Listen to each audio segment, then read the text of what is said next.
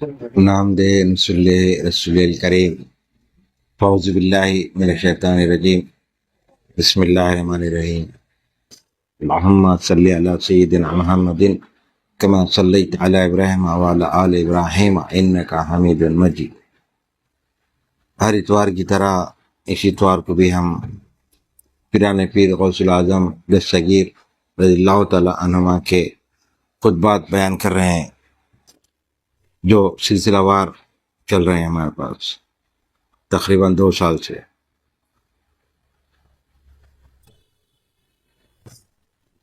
ہم جو خطبات غوث پاک کا سنا رہے ہیں قسط ہے، مجلس نمبر ہے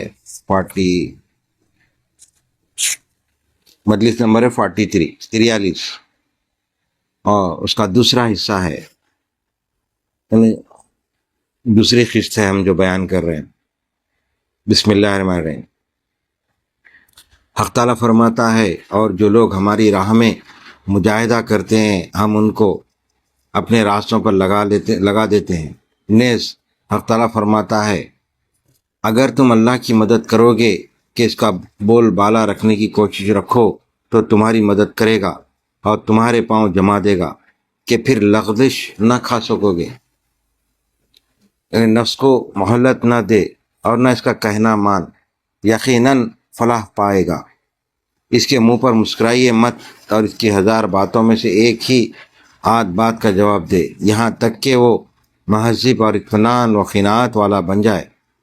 جب وہ تجھ سے خواہشات اور لذات طلب کیا کرے تو اس کو ٹال مٹول بتایا کر اور اس سے کہہ دیا کر کہ درخواست پوری ہونے کا مقام جنت ہے، وہاں چل کر دوں گا۔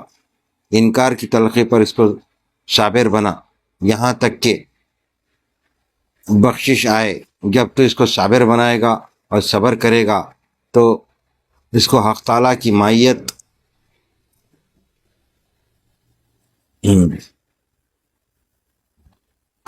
معیت نصیب ہوگی، اس لیے کہ وہ فرماتا ہے بے شک اللہ صبر کرنے والوں کے ساتھ ہے۔ تو اس کی کوئی بات بھی نہ مان، کیونکہ وہ تو برائی کے سوا کوئی کسی چیز کا بھی حکم نہ دے گا۔ اگر تجھ کو اس کے ساتھ محبت ہے تو اس کے خلاف کیا کر کے اس کا خلاف ہی کرنے میں اس کی بہتری ہے۔ آئے وہ شخص جو دعویٰ تو حق تعالیٰ کی طلب کا کر رہا ہے اور کھڑا ہوا ہے اپنے نفس کے ساتھ، تو اپنے دعوے میں جھوٹا ہے۔ نفس اور حق ایک جگہ جمع نہیں ہو سکتے، دنیا اور آخرت ایک جگہ جمع نہیں ہو سکتی۔ یعنی بار بار آپ کیا فرما رہے ہیں؟ نفس کو قابو میں رکھو، ہاں، اس کے ہاتھ سے حق تعالیٰ کے ساتھ قیام کرنا جاتا رہے گا، اور جو شخص دنیا کے ساتھ ٹھہرے گا اس سے آخرت کے ساتھ ٹھہرنا جاتا رہے گا۔ جناب رسول اللہ صلی اللہ علیہ وسلم نے فرمایا ہے کہ جو شخص اپنی دنیا کو پیارا سمجھے گا وہ اپنی آخرت کو ناقص کرے گا۔ یعنی دنیا کی لذتوں میں جو پڑھ کے رات دن دنیا کے مشغلوں میں پڑے ہوئے، کھیل تماشے، گانے، فلم، تو جو تفریحوں پہ جاتے، وہ لوگ کیا کر رہے ہیں؟ اپنی آخرت کو خراب کر لے رہے ہیں۔ دین کے واسطے وقت نہیں نکال رہے ہیں، نماز کے لیے ٹائم نہیں نکال رہے ہیں، دین کی بات سننے ٹائم نہیں دے رہے ہیں، نہ گھر میں اللہ کا ذکر اذکار کر رہے ہیں، تو ان کے لیے کیا ہے؟ آخرت خراب کر لے رہے ہیں اپنے آپ۔ اس سے آخرت کے ساتھ ٹھہرنا جاتا رہے گا۔ جناب رسول اللہ صلی اللہ علیہ وسلم نے فرمایا کہ جو شخص اپنی دنیا کو پیارا سمجھے گا وہ اپنے آخرت کو ناقص کرے گا، اور جو اپنی آخرت کو پیارا سمجھے گا وہ اپنی دنیا کو نقصان پہنچائے گا۔ صابر بن، جب صبر کامل ہو جائے گا تو رضا کامل ہو جائے گی، تیری قناعت تجھ کو نصیب ہوگی۔ یعنی اتنا صبر کرنا ہے، دنیا میں حد سے زیادہ تکالیف آتے، بے حساب تکالیف آتے، مصیبتیں، پریشانیاں، بیماریاں ہر قسم کے آتے، تو اس پہ صبر کرو بار بار، کیا صبر، تو صابر ہو جائے گا ایک دن۔ پس ہر چیز تیرے نزدیک اچھی ہو جائے گی۔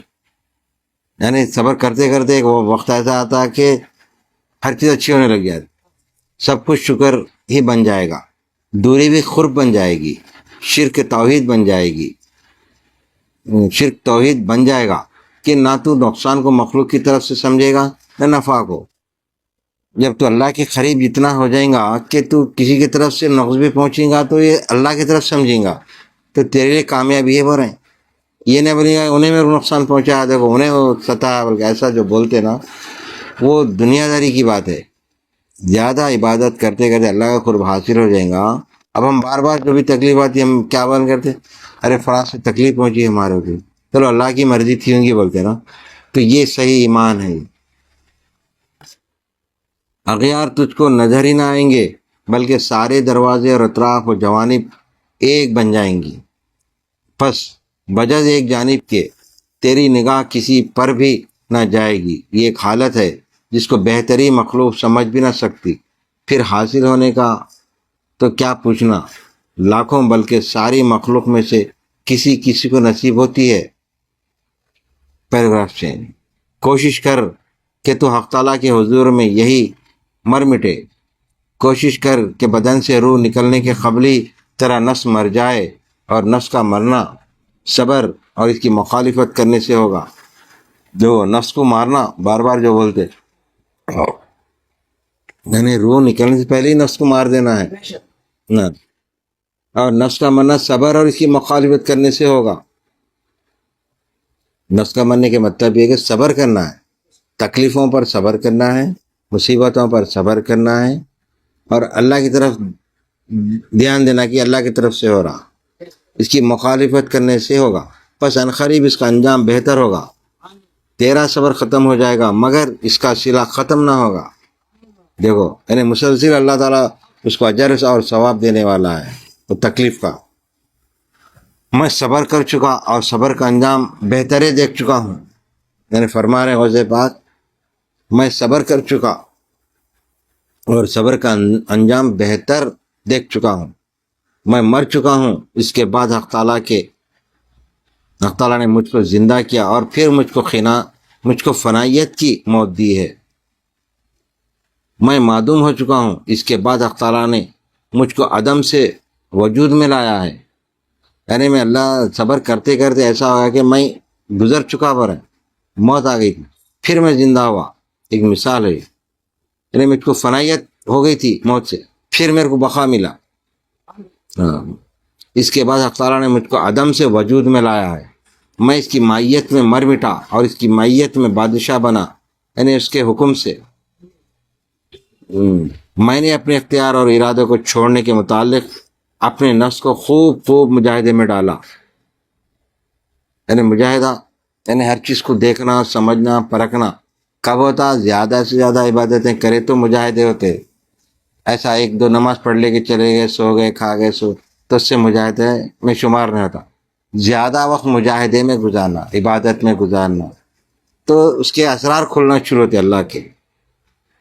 میں نے اپنے اختیار اور ارادوں کو چھوڑنے کے مطابق اپنے نفس کو خوب مجاہدے میں ڈالا یہاں تک کہ یہ مرتبہ قرب مجھ کو نصیب ہوا ہے کہ تقدیر میرا ہاتھ تھامتی ہے اور احسان خداوندی میری مدد کرتا ہے اور فعل خداوندی مجھ کو چلاتا پھراتا ہے اور غیرت میری مائیت سے حفاظت کرتی ہے اور مشیت میری مطیع رہتی ہے اور علم الہی میرا پشت پناہ بنا ہوا ہے. اور حق تعالیٰ شانہ مجھ کو بلند فرماتا رہتا ہے. تجھ پر افسوس کہ تو مجھ سے بھاگتا ہے حالانکہ میں تیرا کوتوال ہوں کہ تیری حفاظت کروں. پس تجھے میرے پاس ٹھہرنا چاہیے ورنہ ہلاک ہو جائے گا. اے بیوقوف اول میری طرف خست کر کہ اس کے بعد حج بیت اللہ کا ارادہ کیجو کہ اصلاح قلب بغیر حج بھی بیکار ہے. یعنی اصلاح قلب یعنی پہلے دل کو صحیح طریقے سے صاف کرنا ضروری ہے. برائے جیسا کہ لوگوں کو یہاں ڈبائے ہوئے ہیں دھوکہ دیے ہوئے ستائے ہوئے لوگوں کو رنج و تکلیف پہنچائے ہوئے ہیں پھر حج کو جا رہے ہیں تو حج قبول نہیں ہوتا. برائے پہلے یہیں پر سب صحیح کر لو اپنے آپ کو. میں کعبے کا دروازہ ہوں ادھر آ تاکہ میں تجھ کو بتاؤں کہ حج کس طرح ہوتا ہے. میں تجھ کو وہ گفتگو سکھاؤں گا جس سے تو خدا کعبہ سے خطاب کرے. جب غبار ہٹے گا تو عنقریب تجھ کو نظر آ جائے گا کہ حقیقت کیا تھی اور ہم کیا سمجھ بیٹھے تھے؟ بیٹھ جاؤ اے ریت کے پاسبانوں، حکومت کا غرہ چھوڑو اور میری حفاظت میں آ جاؤ کہ مجھ کو حق تعالیٰ کی طرف سے قوت ملی ہوئی ہے۔ اللہ والے تم کو انہی باتوں کا حکم دیتے ہیں جن کا خدا نے حکم کیا ہے، اور انہی باتوں کی ممانعت کرتے ہیں جن کی اس نے ممانعت فرمائی۔ اللہ والے کیا بولتے؟ یہی بات بولتے نا، قرآن حدیث کی بات بولتے، جو قرآن فرما رہا وہی بیان کریں گے، جو حدیث فرما رہے ہیں حضور پاک صلی اللہ علیہ وسلم وہی بیان کریں گے تاکہ اصلاح ہو۔ ہاں، جن کی اس نے ممانعت فرمائی، تمہاری خیر خواہی ان کے سپرد کی گئی ہے، بس وہ امانت کو ادا کرتے، یعنی اللہ والوں کو اللہ تعالیٰ نے کیا کرا؟ امانت سپرد کیا ہوا ہے۔ کس کی؟ نبیوں کی، پیغمبروں کی جو امانت ہے اولیاء کو عطا کرا، کیونکہ نبیوں کا دور جو ختم ہو چکا، وہاں سے ولایت کا دور شروع ہوا۔ اللہ تعالیٰ نے کیا کرا؟ پیغمبروں کا سلسلہ حضور پاک صلی اللہ علیہ وسلم تک لا کے روک دیا۔ حضرت علی کرم اللہ سے ولایت شروع ہوئی، جہاں جس کو بھی ولایت ملتی ہے حضرت علی کرم اللہ تعالیٰ کے اجازت سے ملتی ہے۔ تو وہی کام جو نبی پیغمبر کیے تھے دین کا کام، وہی کام ولی کریں گے، اللہ والے کریں گے، پیر کریں گے۔ یعنی دنیا میں کام کرنے کی حاجت ہے، بس کام کیے جاؤ یہاں تک کہ اس قدرت کے گھر یعنی آخرت میں پہنچ جاؤ، بس وہاں کام کرنے کی حاجت نہ ہوگی، اور سب کھانا پینا بھی ہاتھ پاؤں ہلائے بغیر ملے گا۔ یعنی جنت میں جس طرح دنیا میں مشقت کرنے کے بعد آدمی کو روٹی روزی ملتی، محنت کرنے بعد 8 گھنٹے کام کرنے بعد اس کو 1500 روپے جو محنت کے وہ ملتے، وہاں پہ بغیر محنت کے جنت، کیونکہ یہاں پہ کسب جو کر کے گئے تھے، یہاں جو تکلیفیں اٹھائے تھے، جو اللہ کی عبادت کیے تھے، قرآن حدیث پہ چلے تھے، اور جو حرام حلال کی پہچان کیے تھے، لوگوں کا حق نہیں مارے تھے، اپنے ہی حق کا جو بھی روکا سکا تھا وہ کھائے تھے، ان کے لیے جنت ہے۔ تو وہاں کی بات ہو رہی، وہاں سب کھانا پینا بھی ہاتھ پاؤں ہلائے بغیر ملے گا۔ دنیا سراسر حکمت ہے کہ تدبیر کی ضرورت ہے، اور آخرت سراسر قدرت ہے۔ حکمت کو آلات و اوزار اور اسباب کی حاجت ہوا کرتی ہے، اور قدرت کو اس کی حاجت نہیں ہے۔ اور حق تعالیٰ نے جو ایسا کیا ہے تو بس اس لیے کہ قدرت کا گھر جدا ہو جائے اور حکمت کا گھر جدا۔ آخرت میں جملہ اشیاء کا وجود سبب کے بغیر ہوگا کہ تمہارے اعضاء بولنے لگیں گے، اور حق تعالیٰ کی جو کچھ نافرمانیاں تم نے کی ہیں تمہارے مقابلے پر قیامت کے دن ان کی گواہی دیں گے۔ یعنی دنیا میں جو انسان اپنے ہاتھوں سے جو کرا، چوریاں کرا تو ہاتھوں سے کرا، یا کسی کو مارا تو بلا وجہ ہاتھ سے مارا، یہ ہاتھ انگلیاں گواہی دیں گے۔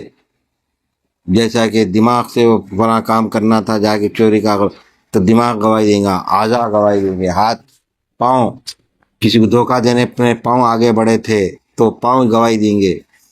تو یہ فرما رہے ہیں، اگر ہم نہیں بھی بولیں گے تو گواہیاں اپنے اعضاء دیں گے، تمہارے اعضاء بولنے لگیں گے، اور حق تعالیٰ کی جو کچھ نافرمانیاں تم نے کی ہیں تمہارے مقابلے پر قیامت کے دن ان کی گواہی دیں گے۔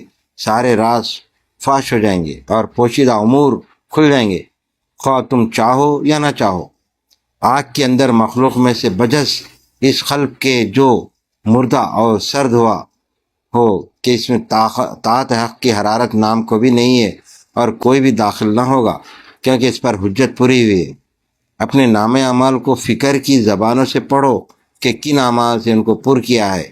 نافرمانیوں کے کاغذات کو جمع کرو اور ان کی سطروں کو توبہ سے قلم زد کر دو کہ مندرجہ اعمال نامہ سے گناہ کٹ جائیں گے اور قابل مواخذہ نہ رہیں۔ میری دنیا میں ہی اس کا مواخذہ کر لو، یعنی جو بھی ہے توبہ لا کر کے آگے ایسا نہیں کرنے کا اللہ سے وعدہ کرو، معاف ہو جاتے۔ تو یہیں پہ دنیا میں حیات میں رہتے توبہ کے دروازے کھلے ہیں۔ پیراگراف چینج، صاحبزادہ تو میرے ہاتھ پر بیعت ہوا اور میری صحبت اختیار کی ہے، جو کچھ میں تجھ سے کہتا ہوں جب تو اس پر عمل ہی نہ کرے گا کہ بیت وہ صحبت تجھ کو کیا نفع دے گی؟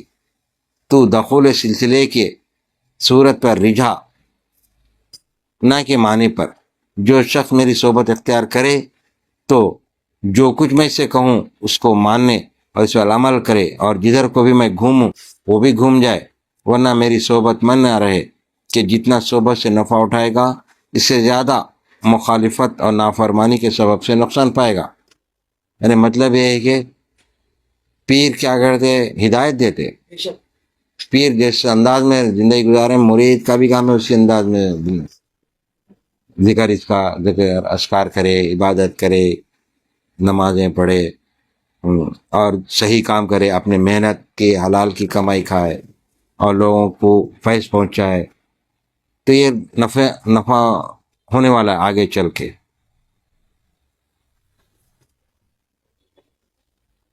ورنہ میری صحبت میں نہ رہے کہ جتنا صحبت سے نفع اٹھائے گا اس سے زیادہ مخالفت و نافرمانی کے سبب سے نقصان پائے گا۔ یعنی جو یہ عمل نہیں کریں گے تو نقصان اٹھائیں گے ہمارے۔ میں ایک بچھا ہوا دسترخوان ہوں کہ جس کا جی چاہے اس کی غذا سے شکم سیر ہو اور پھر بھی کوئی نہیں کھاتا، کھلا ہوا دروازہ ہوں۔ یعنی مطلب دسترخوان کا ہے کہ غوث سرکار جو فرما رہے ہیں وہ باتوں کو سن لو، سمجھ لو، غور کر لو، اس پہ عمل کرو۔ کھلا ہوا دروازہ ہوں اور افسوس کوئی اس میں داخل نہیں ہوتا، میں تمہارا کیا بناؤں؟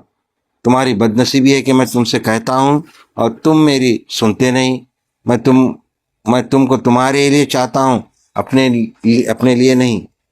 یعنی میں جو بار بار سمجھا رہا ہوں، مریدوں کو آپ بولتے تھے، مریدوں کے علاوہ بھی غوث پاک سرکار رضی اللہ تعالیٰ کے مجالس میں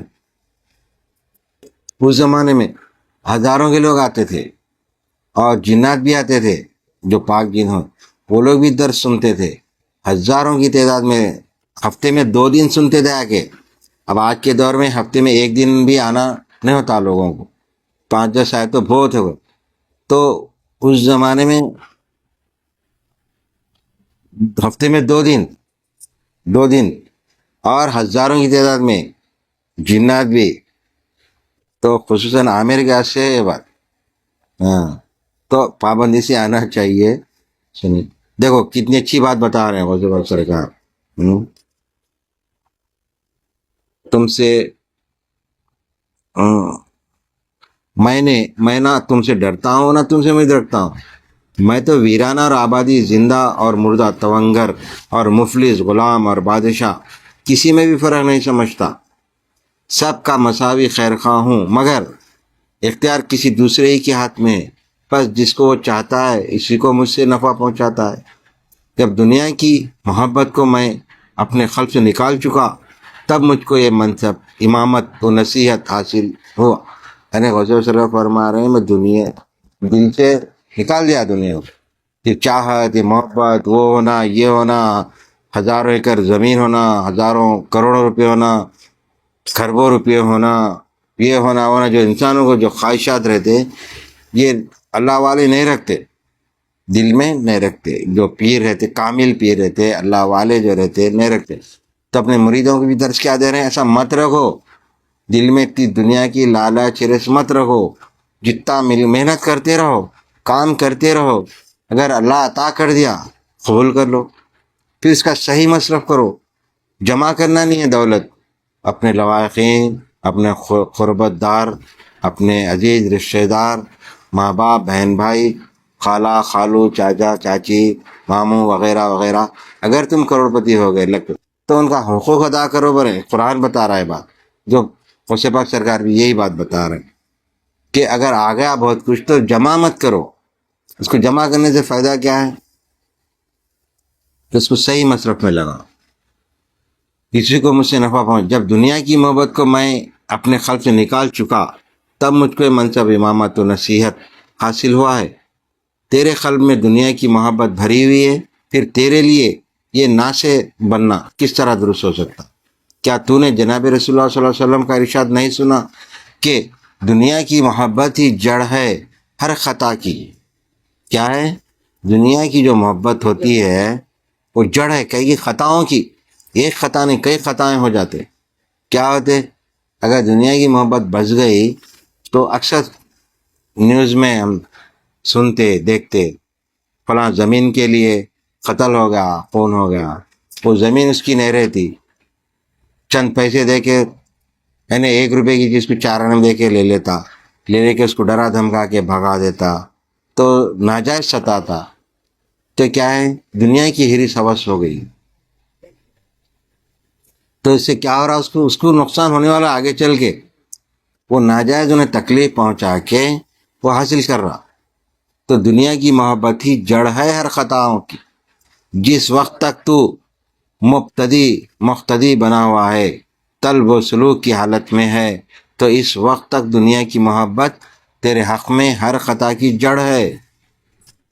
مگر جب تیرے قلب کا اندرون منتہا بن کر قرب خداوندی تک پہنچ جائے گا، تو دنیا کا جس قدر حصہ بھی تیرے مقصوم میں لکھا گیا ہے، اس کی محبت تیرے اندر پیدا کی جائے گی، اور غیر کی مقصوم کا بغض ڈالا جائے گا. تیرا مقصوم اس لیے تیرا محبوب بنایا جائے گا تاکہ تو اپنے متعلق حق تعالیٰ کے علم ازلی کو ثابت کرنے کے لیے اپنا پورا مقصوم حاصل کرے. بس اس پر خانہ بن جائے. خانہ قاف سے آتا، قاف الف نون عین، خانہ بول تو مطمئن ہو جاؤ، اللہ جیتا دیا اس پہ مطمئن ہو جاؤ، اور دوسری چیزوں کی طرف التفات بھی نہ کرے. یعنی دوسرے وہ بھی ہونا تھا، یہ بھی ہونا تھا، جیسا کہ لگژری زندگی کے لیے ایئر کنڈیشن ہونا تھا، اس کی ضرورت نہیں ہے. وہ پنکھے سے بھی کام چلتا. اور تیرا قلب حق تعالیٰ کے حضور میں کھڑا ہوا دنیا کو اس طرح استعمال کرے جس طرح جنت کے اندر جنت استعمال کریں گے کہ جو کچھ کھائیں پئیں گے عطائے حق سمجھ کر کھائیں گے اور پئیں گے. پس حق تعالیٰ کی طرف سے جو کچھ بھی تجھ پر نازل ہوگا وہ تجھ کو محبوب ہوگا، کیونکہ تو اگر ارادہ کرتا ہے تو اسی کے ارادے سے کرتا ہے، اور اختیار کرتا ہے تو اسی کے اختیار، یعنی اللہ کے ہم حکم سے ہی کریں گے جو بھی کریں گے کام. کہ اس کی تقدیر کے ساتھ گھومتا رہتا ہے، اپنے دل سے خدا کے سوا ہر چیز سے الگ ہے. دنیا اور آخرت دونوں تجھ سے ایک کنارہ ہو گئی ہیں. پس تیرا اپنا مقصوم کو استعمال کرنا اور اس کو محبوب سمجھنا خدائی کی وجہ سے ہوگا، نہ کہ اپنی ذات کی. ابھی میں تھوڑی دیر پہلے بولا نا، جو اللہ تم کو عطا کر رہا ہے مقصوم کا ہے. جیسا کہ تم کو اللہ عطا کر دے، تم دکاندار ہے یا کاروبار، تم پہلے دکان میں کام کرتے وقت ایک 10,000 کما رہے تھے، سنو جیسے دکاندار ہے تم مہینے کو 10 لاکھ کما رہے ہیں، تو 10 لاکھ کما رہے ہیں تو اس کو پھینکنا تو نہیں ہے نا، وہ تمہارے مقصوم کا تھا 10 لاکھ روپیہ، تو اس کو تم صحیح استعمال کرنا ہے. اس میں صدقہ نکالنا ہے، زکوٰۃ نکالنا ہے، خیرات نکالنا ہے، حقوق ادا کرنا ہے. تو اللہ کی طرف سے عطا ہے، وہ اس کو سنبھال کے لے کے چلنا ہے. بس تیرا اپنے مقصوم کو استعمال کرنا، اس کو محبوب سمجھنا خدا ہی کی وجہ سے ہوگا، نہ کہ اپنی ذات کی وجہ سے. یعنی تم یہ نہ سمجھنا کہ ارے میں محنت کرا، میں کما رہا ہوں تو 10 لاکھ کماؤں، ایسا نہیں، اللہ کی طرف سے ہی ہے وہ. جبکہ تم سمجھتے ارے میں تو اس کا لائق ہی نہیں ہوں. بہت سے لوگ اکثر بولتے کروڑ پتی بن جاتے، ارب پتی، ارے میں تو بالکل زیرو ہوں، میں تو جاہل ہوں، ان پڑھ ہوں، لکھنے پڑھنے نہیں آتا، میں تو کروڑ پتی ہو گیا، یہ کیسا ہو گیا؟ تو اس میں اس کا کچھ بھی نہیں ہے، اللہ اس کو عطا کر دیا. بس قابل ترین رہتا، بہت قابل رہتا، ہر چیز میں نیک رہتا، شریف رہتا، قابل رہتا، کئی اس میں صفتیں رہتے اچھائیوں، تو اس کو اللہ تعالیٰ اتنا نہیں دیتا، تنگی سے دیتا اس کو رزق. تو یہ بھی اللہ کی مرضی ہے، تو اس کو ہم سمجھنا چاہیے، اس کو ماننا چاہیے.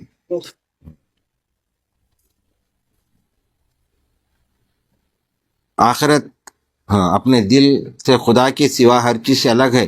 دنیا اور آخرت دونوں تجھ سے کنارہ ہو گئی ہیں. بس تیرا اپنے مقصود کو استعمال کرنا اور اس کو محبوب سمجھنا خدائی کی وجہ سے ہوگا، نہ کہ اپنی ذات کی وجہ سے. ریاکار منافق اپنے عمل پر مغرور ہوتا ہے، ہمیشہ دن کو روزہ رکھتا ہے، راتوں کو شب بیداری کرتا ہے، روکھا سوکھا کھاتا ہے اور موٹا جھوٹا لباس پہنتا ہے، اور درخت ظاہر و باطن میں تاریکی کے اندر ہے کہ اپنے خلق تعالیٰ کی جانب ایک قدم بھی نہیں بڑھتا. وہ مبتلا محنت و مبتلا مشقت ہے، اس کا باطن اولیاء صدیقین اور حق تعالیٰ سے واصل نیکوکار بندوں کے نزدیک ظاہر ہے، کیونکہ مخلوق میں سے خواص تو آج بھی اس سے واقف ہیں، اور فردن قیامت کو جملہ عوام بھی اس سے واقف ہو جائیں گے، یعنی قیامت تک اس سے لوگ واقف ہو جائیں گے۔ خواص تو جب اس کو دیکھتے ہیں اپنے دلوں سے اس کو مبغوض سمجھتے ہیں، یعنی غضب والا، مگر حق تعالی کی پردہ پوشی سے اس کو چھپا لیتے ہیں۔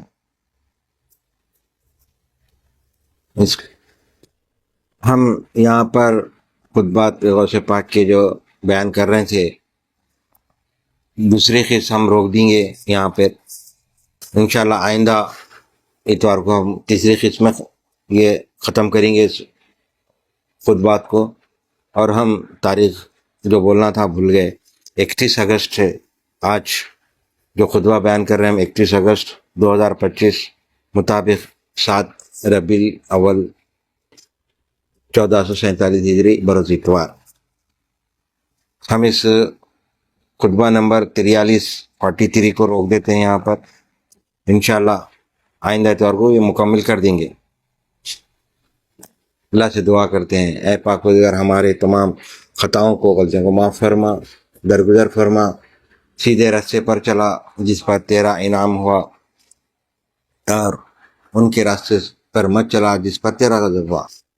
ہم تمام کو جتنے حاضرین مریدین متقین جمع مالک، ان کے بھی حاجتوں کو پورا کر، ان کے بھی جو کام بند ہیں مالک کھول دے، جو بے روزگار ہیں ان کو روزگار سے لگا دے، جو پریشان حال ہے ان کے پریشانی کو دور فرما، اور جو بچوں کے لیے شادیوں کے لیے گھروں میں بیٹھے ہیں ان کے لیے بہترین رشتے فراہم کر دے، جو بزرگ گھروں میں بیٹھے مالک ان کو تندرستی عطا فرما، صحت یابی عطا فرما، ان کی بیماریوں کو دور فرما، اور ہمارے جو حاجتیں ہیں ان حاجتوں کو بھی پورا کر میرے مالک۔ جتنے لوگ میرے سے وابستہ ہیں، اپنے عزیز رشتے دار جو میرے دعاؤں کے لیے بولے، ان کے بھی تمام حاجتوں کو پورا کر۔ حضور پاک صلی اللہ علیہ وسلم کے صدقہ طفیل ہمارے دعاؤں کو قبول اور مقبول فرما، اور ہمارے دلوں میں اہل بیت اطہار کی محبت کو قائم اور دائم رکھ، ہماری نسلوں میں بھی اہل بیت اطہار کی محبت کو قائم اور دائم رکھ۔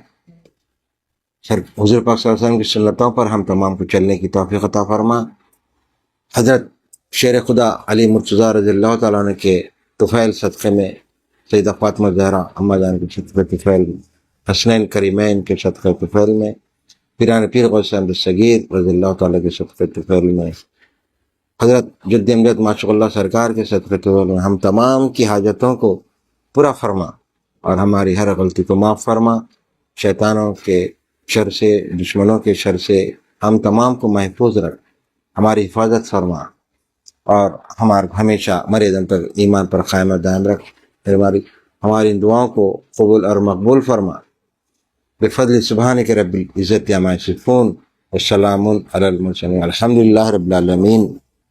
لا الہ الا اللہ۔